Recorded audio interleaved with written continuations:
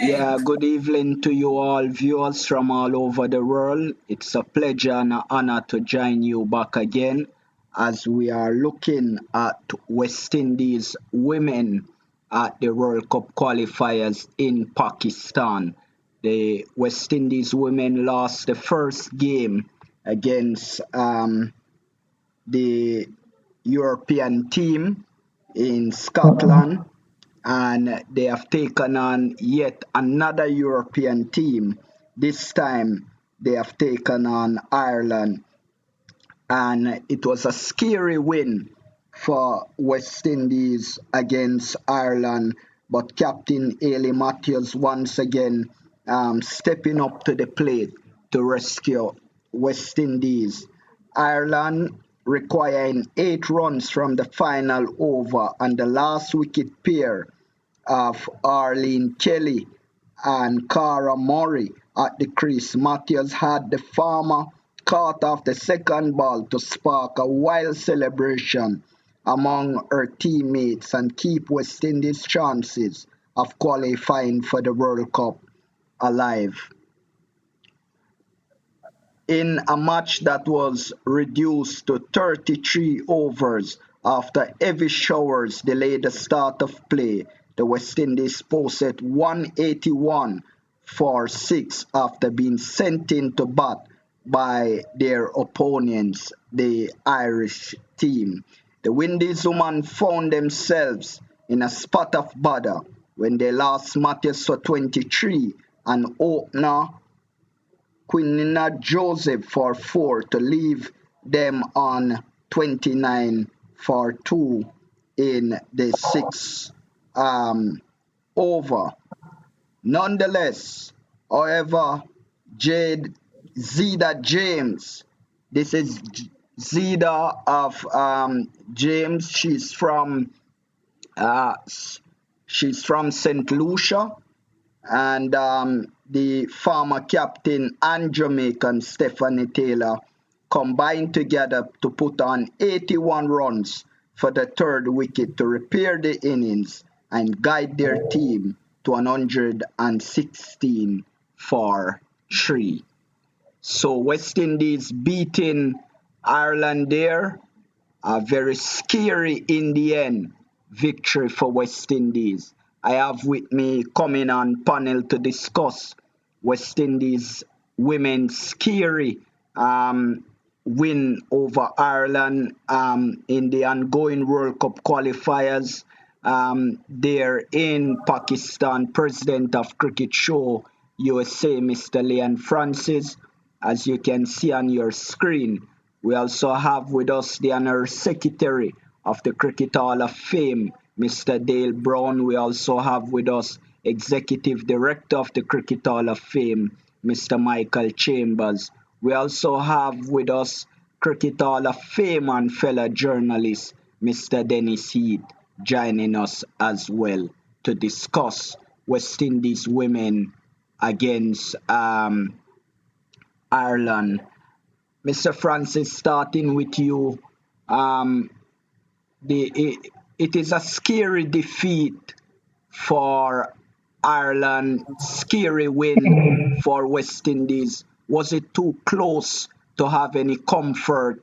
That the big question is, can West Indies go to the World Cup playing such a scary cricket as we are seeing there in Pakistan against a weaker opponent in Ireland? Good afternoon to you, Mr. Cudlin, and to the panelists. Good afternoon to you all. I'm happy to be on this evening. And I am myself, I'm be very scary about the West Indies' chances. They're playing some uncertain cricket, in my view. I thought perhaps they're depending on one player, and that's not enough. I think winning by just 6 runs against Ireland would have not improved their cause. I'm not, comfortable at all with their performance. I just don't know what is happening, but someone's got to step up. You can't be left to the captain alone to be bowling and producing the runs all the time. Other players are in the side. You have Henry, you got, Stefani Taylor, and others have gotten to step up, put their hands to the wheel, and we can do much better than we are doing at this point. I don't know if it's anything interfering with their performance, but definitely 181 versus just winning by 6 runs is just not good enough. You can't do this against Pakistan or the other teams and expect to get away with it. But I just hope that this is just the beginning. These are the losses have gone behind them, and hope that they can just perform like we know they can and make it to the final two. Absolutely. Mr. Chambers, good evening to you. Are you comfortable with the performance of the Ailey Matthews-led team there at the World Cup qualifiers in Pakistan? And do you think they have a chance in reaching the World Cup? They have Pakistan, the home team, on Monday. How confident are you that with what you have seen in Scotland and Ireland game, are you confident that they will make it to the World Cup? Good evening, Mr. Codlin, fellow panelists and viewers. Pleasant good evening. I'm not confident in the team as they are playing now, but I know they have the talent to do better. So my thing now is, can the coach and the manager get them to perform at their best? And I am thinking it's all in their heads. The team has to learn to play together. They are missing something out of the team. I don't know what it is, but they need to get over it. I don't know if it's Datin who is missing, but they are missing something that is causing them not to gel. But I think they will get to the finals. And I think they're going to the World Cup. Because without them in the World Cup, there's going to be no excitement. Yeah, thank you for your thoughts, Mr. Chambers. Mr. Brown, how confident are you that these girls' performance in Scotland and Ireland game will bring them to the upcoming World Cup, especially leading into a very tricky game against host Pakistan come on Monday? Okay, thank you, Mr. Codlin, and greetings to everyone, the fellow panelists and viewers and listeners worldwide. The first win against Scotland, of course, they lost a close game. The dependence on Matthews was evident, but when you have a player of her caliber in a team, she's going to outshine everyone, and it will seem as if, I guess, they are dependent on her too much. And she came up with a great performance, but they still lost the game. From that game, though, we had to take comfort in the performance of Zaida James, who, for the second wicket, added 113 runs with Matthews in that game against Scotland that they lost. In the next game, West Indies batted first, and Matthews made 23 runs. But encouragingly, Stephanie Table stepped up to the plate with 46. Chanel Henry made 46 not out. And James once again got in among the runs with 36 runs. And the reason why we made so many runs is because of the third wicket partnership between Taylor and James. And they made 187 off 107 balls. And then at the end of the inning, Chanel Henry and Aline, who is our second most effective bowler, added 33 runs unbroken for that seventh wicket. So that, I believe, is a very, very encouraging performance to see so many persons' name being called in contributing to that victory. Also, we know that Matthews took 4 for 24, but I think that it was touch and go leading up to that. And Alfie Fletcher, the veteran leg spinner, bowled the 30th over and only gave up 3 runs, which made it a little bit easier for Matthews and Alain to hold down the fort in the last 2 overs. And when Matthews bowled, yes, there were only 6 runs to get, but there was also only 1 wicket to get. And I think Fletcher's over, number 30, where she bowled and only gave up 3 runs in that over, really contributed greatly to that victory. She didn't have wickets to show for it. There was a run out in that over. But from a team point of view, we have to be encouraged and now just hope for the best, because we cannot afford to lose that match on Monday against Pakistan. If they lose that game against Pakistan on Monday, their backs will certainly be against the wall. So for me, everything comes down to that game on Monday. Yeah, thank you for your thoughts, Mr. Brown. Hall of Famer Dennis Heath. Since the change of coach from Walsh to Shane Deeds, the Australian, have you seen any improvement in the West Indies women team? And based on the 2 games that gone and what is before them at the moment, the greatest, which is Pakistan, and the less, which is Thailand, how confident are you that West Indies can go to another World Cup here under the leadership of Shane Deeds and of course Haley Matthews? Are they doing anything that is encouraging you to believe that they can go to the World Cup against these opponents that are opposing them so far?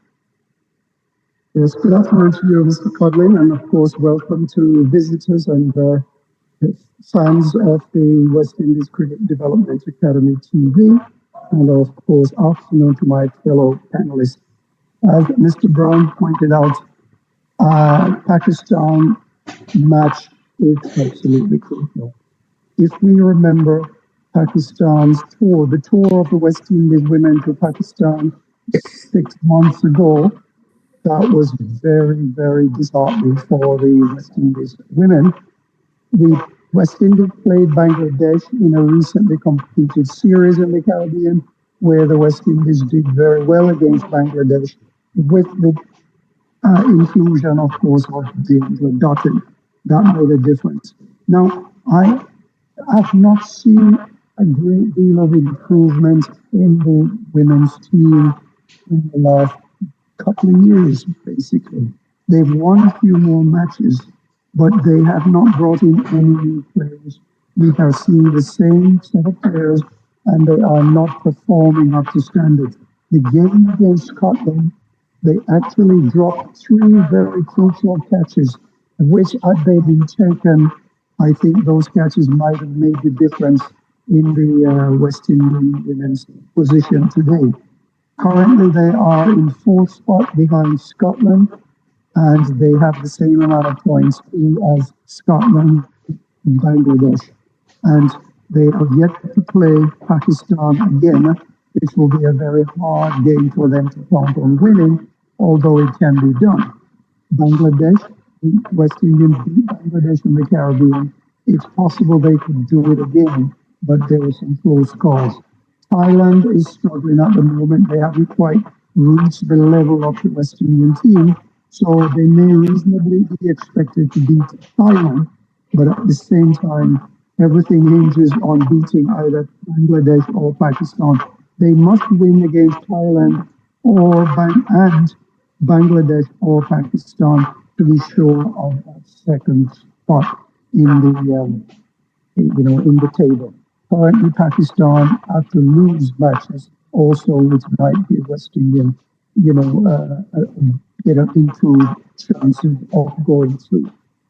Now, the other point, I think I'm disappointed because this is a match in which West Indian left home a player such as Natasha McLean.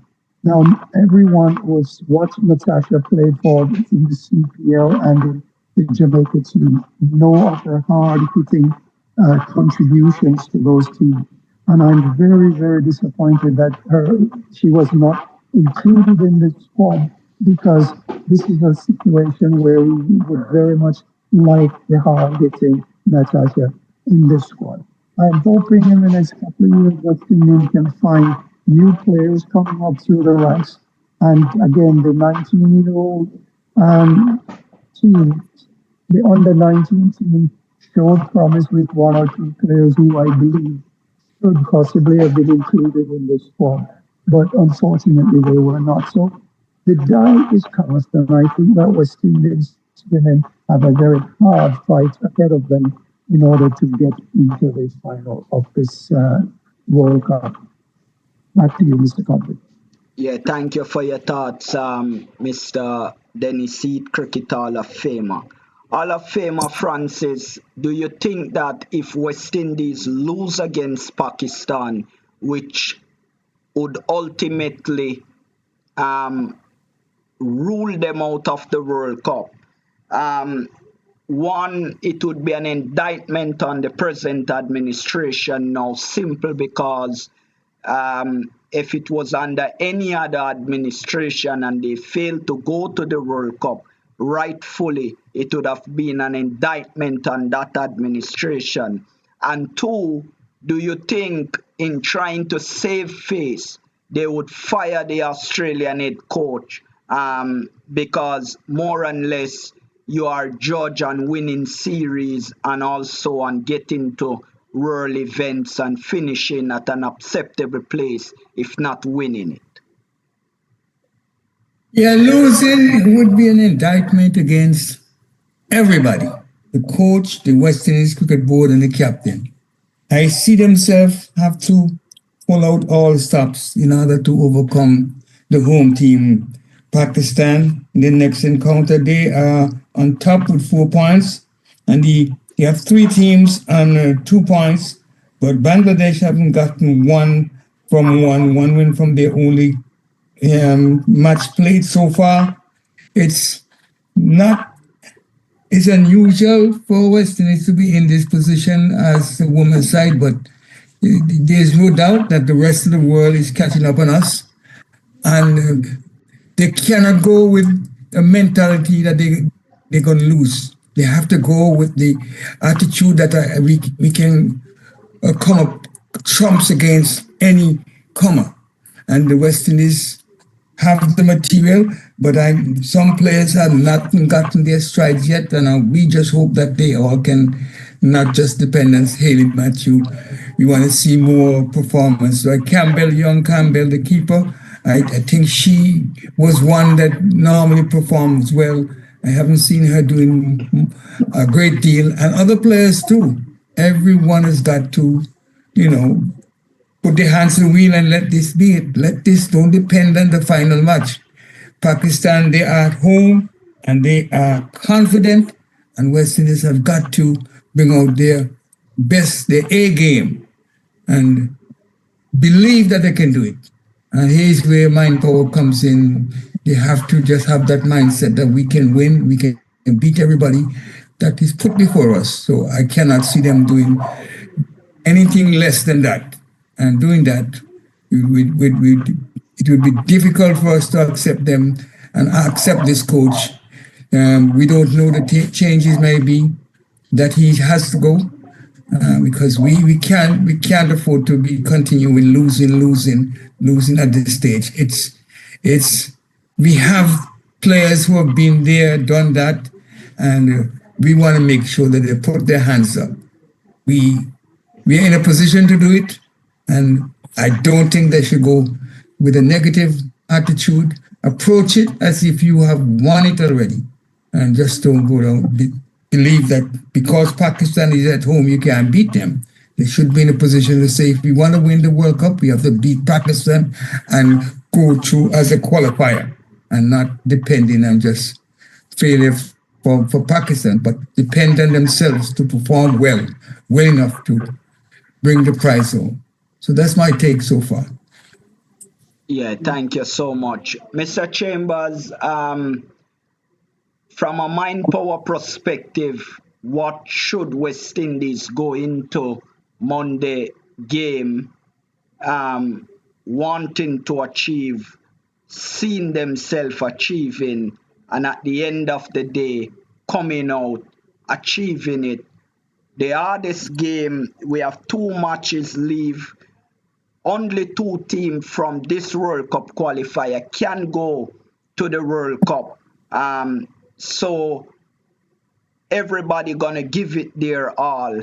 But what can be the edge from a mind power perspective that the Ailey Matthews-led team would need to have to be able to go to the World Cup? Starting, they must win Monday game, and then the other 2 games naturally will fall in place. Now here is a crazy suggestion. Rashida Williams has always been the wicket keeper, right? Yes. All right. So what I would do, I would bring back Rashida. And here is why I love Rashida behind the stumps. She's always directing traffic. She's always, if you have a good ball, she will make the noise, and she is the mainstay of the team. So having her out in the field, she's not contributing. Put her back behind the stumps, and this young lady, Miss Campbell, the wicket keeper, she's still young, so she will get her chance one of these days. But I think that is the mistake that we're making. Rashida should be keeping so that she can direct the traffic. Because Ailey Matthews, since she's the bowler and the bats, she's under a lot of pressure. And I don't think the present captain, vice captain, is having enough conversation with Matthews. So there is a little breakdown. If you're looking for some mind power help, we say you have to be talking to each other, and that's not happening. So I'd love to see Rashida get back behind the stump in the next game, just to bring confidence back to the team. That's just my take. That's the only change I would make with the team to ensure a win against Pakistan. Yes. Mr. Brown, what does West Indies need to do on Monday to make sure they come out victorious? It was a scary win against Ireland, a European team. Now they're going to take on the Asian team in their own conditions. The deck is stacked really against our girls, but what can they do to make sure that they come out victorious Monday morning?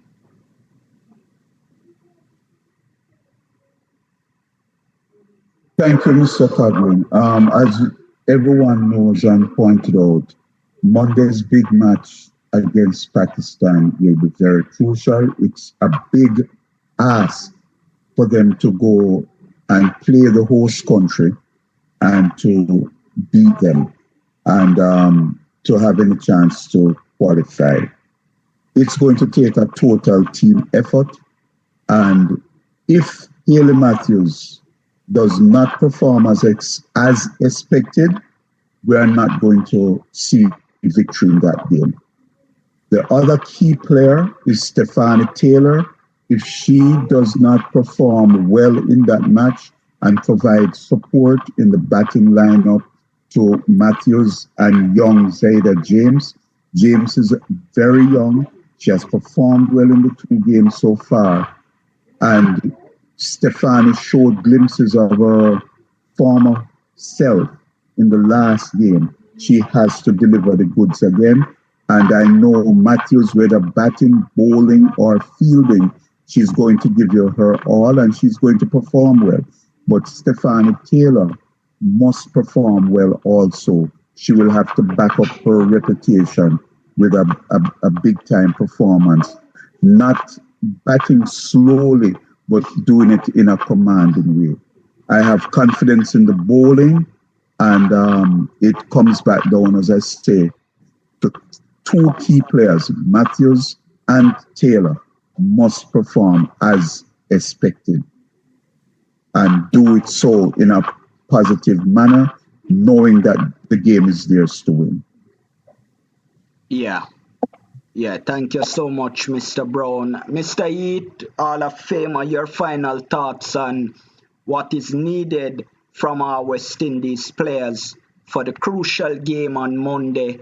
And once again, your prediction and if they will be able to overcome and reach the World Cup final.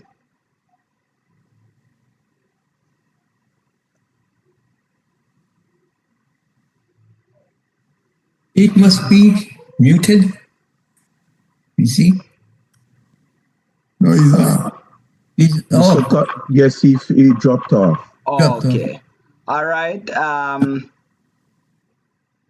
That should be it for the girls. A very important development in our cricket with the Trinidad and Tobago Red Force and the Guyana Harpy Eagles. We are inviting you to join us on the next live stream while we will analyze, we'll read for you a statement from Cricket West Indies and share a little thought on what went on there in Trinidad and Tobago in St. Clair at the Queen's Park Oval in Port of Spain.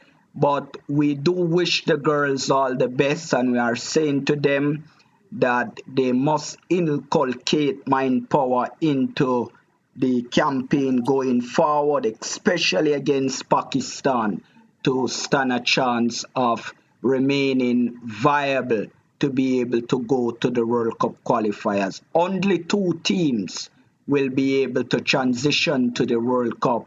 West Indies has to be one of those two teams, but they will have to beat Pakistan, they would have to beat Bangladesh, and they would have to beat Thailand to be able to be in that top two, and hope that one of these teams lose one of their game as well. They have to up their run rate as well, net run rate. That will be very crucial and very important in the end.